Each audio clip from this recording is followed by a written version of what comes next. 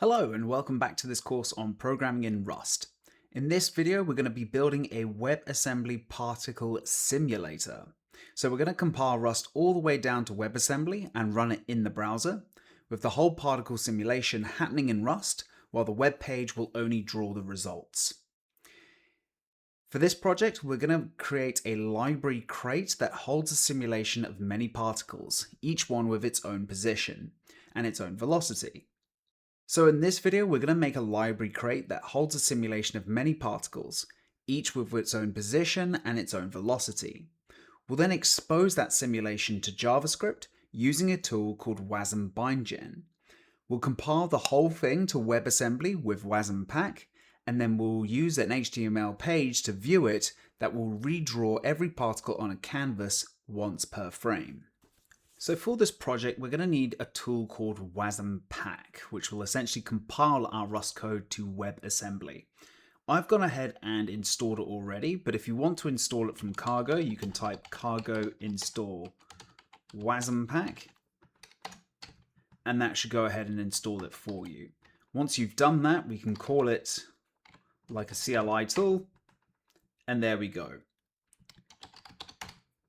Once you've done that, you can go ahead and create your new library crate. And to do this, we can write cargo new -- lib, because this will be a library crate, and we'll call this one particles. And I'll cd into that.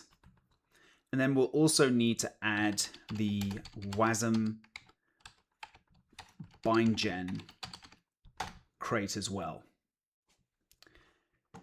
So I'm going to open up, look at the particles, a cargo toml file, get out of the terminal, and we can see that wasm-bindgen has been installed.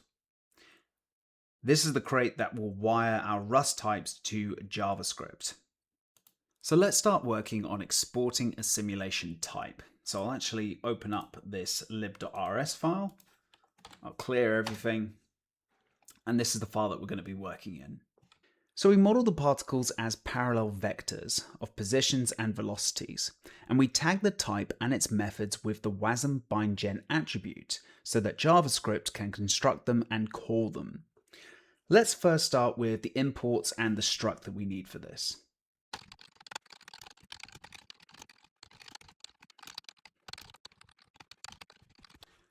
So instead of a vector of particle structs, we lay the data out as parallel vectors, so one entry per particle.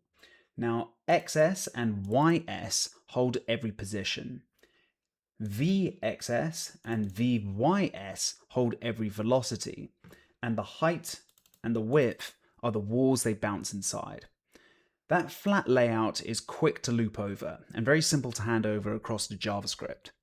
The wasm-bindgen tag on top is what makes the type visible from the browser. Next, the constructor, and we'll do this with an implementation block that's also tagged for wasm-bindgen. So let's start with an implementation for simulation.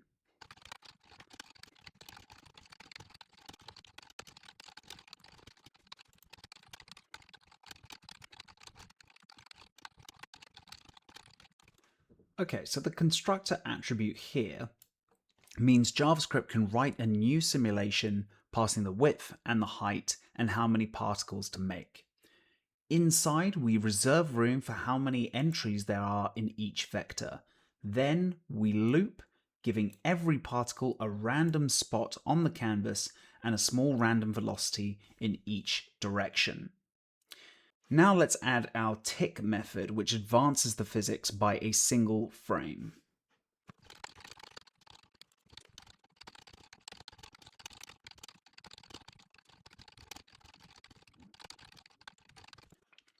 Okay, so for every particle, we add its velocity to its position, so it drifts across the screen. Then, if it has crossed a wall, we flip that velocity and send it back the other way, and clamp the position back to the edge. That flip is the bounce, and it's what's going to keep every particle on screen. Now let's implement positions, which is how JavaScript is going to read the results back out to us.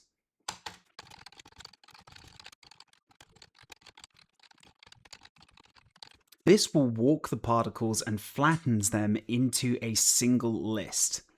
an X and then a Y over and over. One flat run of numbers is the cheapest thing to pass from Rust to JavaScript, which then reads it two at a time to place each dot.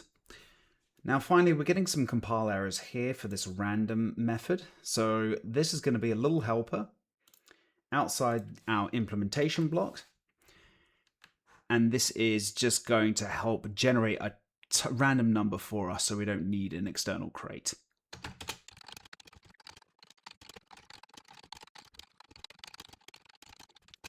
This is a tiny random number generator, so we don't need an external crate to scatter the particles at the start. Don't worry, there's a bit of bit twiddling going along here. It's essentially taking a number and churning out the next one, handing us a value between 0 and 1 each time. With that, that's the whole type. So we have our struct over here for our simulation. We've got our constructor. We have two methods and a helper.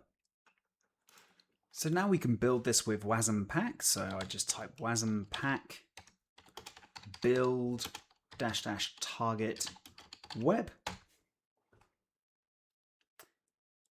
And that's going to go ahead and spit out a small JavaScript module under package here.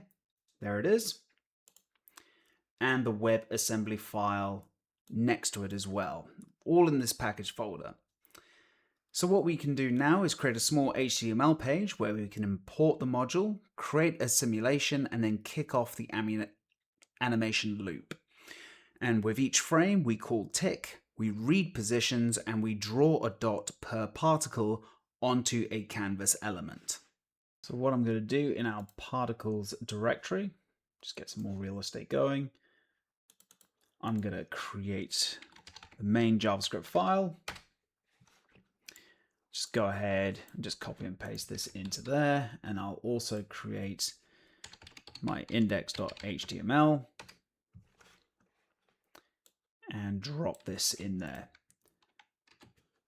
Don't worry too much about the JavaScript or HTML code here. The big idea is that the physics are running in Rust, it's being compiled to WebAssembly, and JavaScript is really doing nothing but drawing. Now the catch before we try and open this index.html file is that browsers will block WebAssembly and modules loaded straight from the file system. So double-clicking that and opening that in a browser is not going to work. So what we need to do, I'll just open up the terminal again, clear that out, and we're going to expose this over HTTP. So Python m HTTP server. This is the quickest way of doing it. Just allow that, and it should be served over port 8000. So I'll open a new browser and then go to localhost 8000, and there we go. So there's my particle simulator being generated. Look at that. Look at all those particles bouncing around having a good time. And that's Rust doing the heavy lifting. That's all being compiled to WebAssembly. JavaScript isn't doing anything here. It's just drawing. This is the pattern. So we're using Rust to do the heavy computation, and then WebAssembly has compiled it, and now we've got this awesome particle simulator dancing around in front of us. Look at that. It's memorizing. Anyway, we should probably wrap up and recap this video. All right, congratulations. You've just built a particle simulator using Rust and WASM. You should be very happy with yourself if you made it to this point in the video. Now, the simulation was just plain Rust. The particle physics was ordinary Rust code, the same kind that we've used for this entire series. So it's nothing, out of the ordinary. There's no magic tricks that we're doing here. We're just using plain old Rust with a couple of crates. One of those crates was wasm-bindgen, which bridges to JavaScript. So we marked the type that we wanted to expose to JavaScript so they could actually call into our Rust and pass values back to the browser. Now, wasm-pack built the WebAssembly. So we used one command to compile the crate to WebAssembly, and we packaged it with the JavaScript glue. So it was ready to import like any other web module. The big takeaway here is that Rust did the compute and JavaScript was just drawing. So each frame, Rust advanced the physics and JavaScript just painted the positions onto a canvas. So that's the separation you should keep in your mind.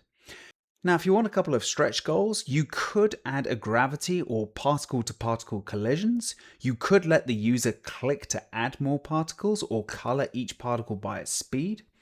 Every one of these small changes would be a change on the Rust side. So it's a really great way to kind of experiment, test your Rust skills, and see how you've progressed so far. So that wraps up this video. If you like it, give it a like. If you want to see more videos on Rust, don't forget to subscribe. All the resources will be in the video description, which includes the code. And if you have any questions, please pop them in the comment section below. Thank you so much for joining, and I'll see you in the next one.